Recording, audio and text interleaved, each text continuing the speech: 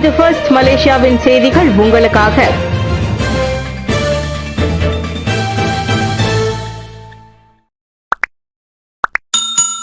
Putra heights தொழில்நுட்ப அறிக்கை ஒரு மாதத்திற்குள் இறுதி செய்யப்படும். புத்ரா ஹைட்ஸ் எரிவாயு குழாய் வெடிப்பு மற்றும் தீ விபத்து தொடர்பான தொழில்நுட்ப அறிக்கை ஒரு மாதத்திற்குள் இறுதி செய்யப்படும் என்று எதிர்பார்க்கப்படுகிறது. மழை போன்ற தடைகளை எதிர்கொண்டாலும் சம்பவம் நிகழ்ந்த முதல் நாளில் தொடங்கிய தொழில் பாதுகாப்பு மற்றும் சுகாதாரத்துறையின் விசாரணை செயல்முறை திட்டப்படி நடைபெற்று வருவதாக ஸ்லாங்கூர் மந்திரி புசா டத்தோ ஸ்ரீ அமீருddin ஷாரி தெரிவித்தார். விசாரணை அறிக்கையை இறுதி செய்ய JKKPக்கு குறைந்தபட்சம் ஒரு மாதமாவது தேவைப்படும் என்று நான் கணித்துள்ளேன். எனவே அமைச்சரவையில் சமர்ப்பிக்கப்பட்டு மாநில அரசாங்க கூட்டத்திலும் சமர்ப்பிக்கப்படும் என்று நான் நம்புகிறேன். தேவை இருந்தால் அந்த அறிக்கையை வெளித்தரப்பினருக்கும் வழங்குவோம் என்றார் அவர். சம்பவம் நிகழ்ந்த இடத்திற்கும் இதர சில இடங்களுக்கும் செய்யப்பட்ட சாலை தடுப்புகள் தற்போது நீக்கப்பட்டு பொதுமக்களுக்கு மீண்டும் திறக்கப்பட்டுள்ளதாக அமீருddin கூறினார். டத்தோ ஸ்ரீ பட்டம் கொண்ட ஒருவர் உட்பட 4 நேற்று தொடங்கி 4 நாட்களுக்கு தடுப்பு காவல். 36 கோடி ரிங்கிட் மதிப்புள்ள தவறான விவரங்கள் கொண்ட கோரிக்கைகளை சமர்ப்பித்ததாக சந்தேகிக்கப்படும் டத்தோ ஸ்ரீ பட்டம் கொண்ட ஒருவர் உட்பட 4 நேற்று தொடங்கி சனிக்கிழமை வரை 4 நாட்களுக்கு தடுப்பு காவல் உத்தரவு பிறப்பிக்கப்பட்டுள்ளது. நேற்று காலை புத்ரஜயா மேஜிஸ்ட்ரேட் நீதிமன்றத்தில் மலேசிய ஊழல் தடுப்பு ஆணையம் SPRM செய்த விண்ணப்பத்தை தொடர்ந்து அவர்களுக்கான தடுப்பு காவல் உத்தரவை மேஜிஸ்ட்ரேட் இர்சா ஜுலைகா புர்ஹானுddin பிறப்பித்தார். புத்ரஜயாவில் உள்ள SPRM அலுவலகத்தில் மாலை 4 மணி முதல் 6 மணி அளவில் விளக்கமளிக்க வந்தபோது 50 முதல் 70 வயதுக்குட்பட்ட 3 ஆடவர்களும் ஒரு பெண்ணும் கைது செய்யப்பட்டுள்ளனர். 2016 தொடங்கி 2017 ஆண்டு வரை அவர்கள் அக்குற்றத்தை புரிந்துள்ளது முதற்கட்ட விசாரணையில் தெரிய வந்துள்ளது.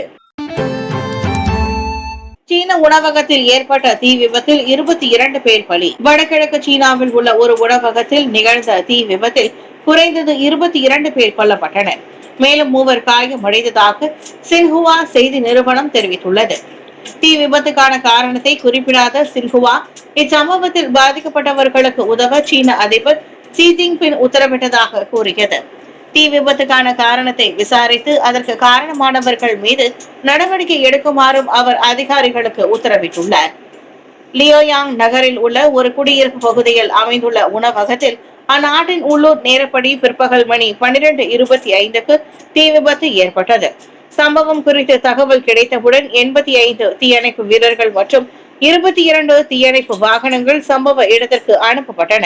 பாதிக்கப்பட்டவர்களை மீட்கும் பணி நிறைவடைந்துள்ள நிலையில் அவர்களுக்கு சிகிச்சை அளிக்கப்பட்டு வருகிறது. கோழி முட்டைகளின் விநியோகம் மற்றும் விற்பனைகளை அரசாங்கம் கண்காணிக்கும். கோழி முட்டைகளுக்கான உதவித்தொகை கட்டம் கட்டமாக நிறுத்தப்படாமிருப்பதால் கோழி முட்டைகளின் விநியோகம் மற்றும் விற்பனையில் எந்த ஒரு இடையூறும் ஏற்படாமல் இருப்பதை உறுதி செய்ய அரசாங்கம் தொடர்ந்து கண்காணிப்பு நடவடிக்கைகளை மேற்கொள்ளும். உள்நாட்டு வாணிப மற்றும் வாழ்க்கை செலவின அமைச்சும் விவசாய மற்றும் உணவு உத்தரவாத அமைச்சும் இணைந்து கண்காணிப்பு நடவடிக்கைகளை மேற்கொள்ளவிருப்பதாக மடானி அரசாங்கத்தின் பேச்சாளர் டத்தோ ஃபாமி ஃபாட்சில் தெரிவித்தார். COVID-19 தொற்று நோய் காலகட்டத்தில் கோழி முட்டைகள் விநியோகத்தில் இடையூறுகள் ஏற்பட்ட போது அதற்கான உதவித்தொகை அறிமுகப்படுத்தப்பட்டதாக ஃபாமி விவரித்தார். கோழி முட்டைகளின் கையிருப்பு மற்றும் உற்பத்தி தற்போது நிலையாக இருப்பதை கருத்தில் கொண்டு உதவித்தொகையை படிப்படியாக குறைக்கும் விவசாயம் மற்றும் உணவு உத்தரவாத அமைச்சின் முடிவு நியாயமானது என்று அமைச்சரவை கருதுவதாக தொடர்பு அமைச்சருமான அவர் கூறினார்.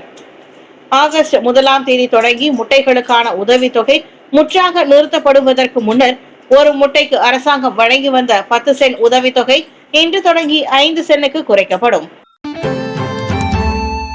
சுலு கும்பல் தொடர்பான உரிமை கோரல் விசாரணை ஜூலை 7ஆம் தேதி நடைபெற திட்டம். சுலு கும்பல் தொடர்பான உரிமை கோரல் வழக்கு விசாரணை இவ்வாண்டு ஜூலை 7ஆம் தேதி பிரான்ஸ் பாரிஸ் மேல்முறையீட்டு நீதிமன்றத்தில் நடைபெற திட்டமிடப்பட்டுள்ளது.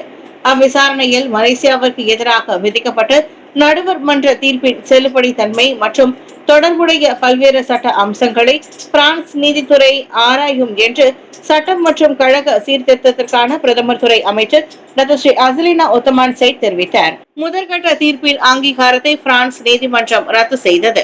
இறுதி தீர்ப்பை நெதர்லாந்து உச்சநீதிமன்றம் நிராகரித்தது மற்றும் நீதிமன்ற அவமதிப்புக்காக நடுவர் கான்சாலோ ஸ்டாம்போவை குற்றவாளி என்று மேல்முறையீட்டு நீதிமன்றம் செய்த தீர்ப்பு ஆகியவை அதில் அடங்கும். சுலு கும்பலின் உரிமை கோரல் வழக்கு மலேசியாவின் இறையாண்மைக்கு எதிராக உள்ளது. அதோடு மூன்றாம் தரப்பு நிதி எவ்வாறு மலேசியாவிற்கு எதிரான ஆதாரமற்ற கூற்றுக்களை எவ்வாறு தவறாக பயன்படுத்தப்பட்டது என்பதும் அம்பலமானது. தாயகம் திரும்பினார் மாலத்தீவு அதிபர். மலேசியாவுக்கான 4 நாட்கள் அதிகாரப்பூர்வ பயணத்தை நிறைவு செய்து மாலத்தீவு அதிபர் டாக்டர் முகமது மொய்சு நேற்று தாயகம் திரும்பினார். காலை மணி 8 அளவில் கோலாலம்பூர் அனைத்துலக விமான நிலையத்திலிருந்து மொய்சுவும் அவரது பேராளர்களும் மாலத்தீவு ஏர்லைன்ஸ் விமானம் வழியாக புறப்பட்டனர். காலை மணி 7:45 அளவில் புங்காராயா வளாகத்தில் முகமது மொய்சுவை வழி அனுப்பி வைப்பதற்கு அரசு மலேசிய ராணுவ படையின் 1வது பட்டாலியனின் மரியாதை அணிவகுப்பு நடைபெற்றது. இந்த பயணம் முழுவதும் மொய்சு உடன் இருந்த சுகாதார அமைச்சர் டாக்டர் சுல்கிப்லி அகமது அவரையும் அவரது குழுவினரையும் வழி அனுப்பி வைத்தார். அவரின் வருகையின் போது இருதரப்பு ஒத்துழைப்பை வலுப்படுத்தும் வகையில் சுற்றுலா, சுகாதாரம் மற்றும் விளையாட்டுத் துறைகள் உள்ளடக்கிய 3 புரிந்துணர்வு ஒப்பந்தங்களும் 2 பரிமாற்ற குறிப்புகளும் கையெழுத்தாகி பரிமாறிக்கொள்ளப்பட்டதை மொய்சு பார்வையிட்டார். புத்ரா ஹைட்ஸ் எரிவாயு குழாயை அகற்றும் பணி இன்னும் 1 வாரம் வரை நீட்டிக்கும். ஸ்லாங்கூர் புத்ரா ஹைட்ஸில் நிகழ்ந்த எரிவாயு குழாய் வெடிப்பு சம்பவம் குறித்த விசாரணை 1 வாரத்திற்குள் நிறைவடையும் என்று எதிர்பார்க்கப்படுகின்றது.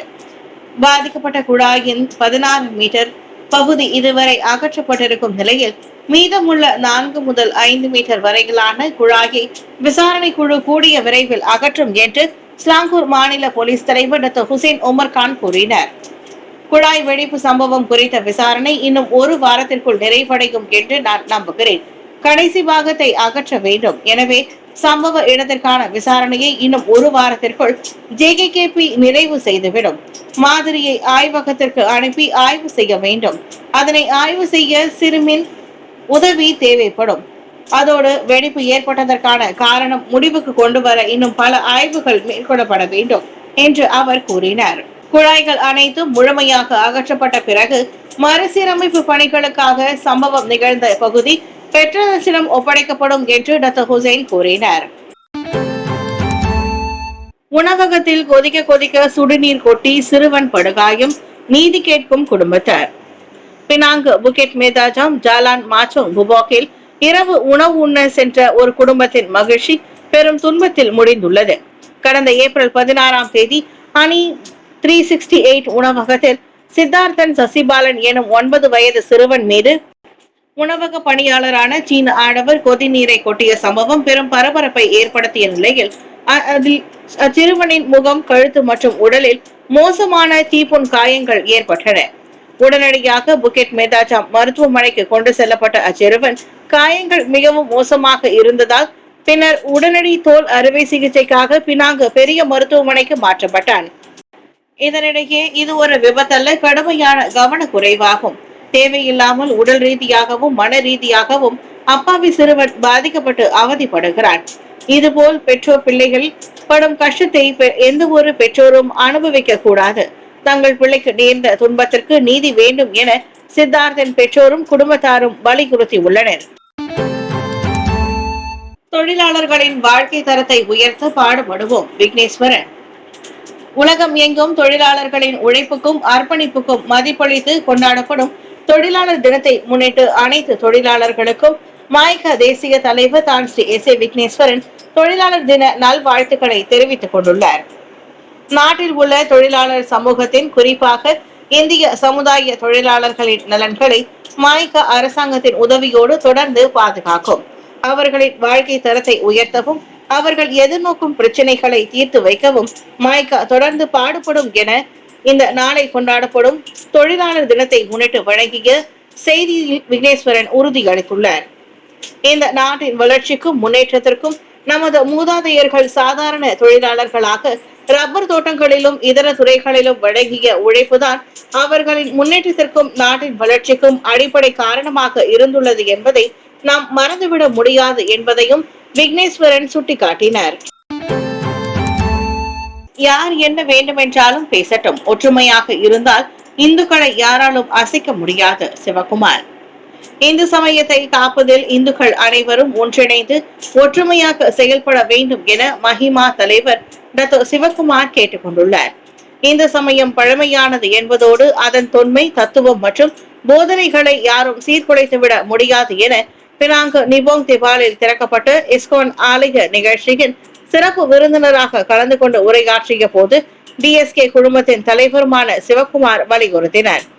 இந்த சமயத்தின் வரலாறு தெரியாமல் இந்து சமயம் மற்றும் ஆலயம் குறித்து சிலர் அவதூறாக பேசி வருகின்றனர்.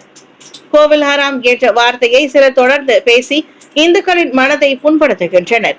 யார் என்ன பேசினாலும் இந்து சமயம் பாதிக்காது என்பதை நாம் உறுதியாக நம்புவோம் என்று அவர் கூறினார்.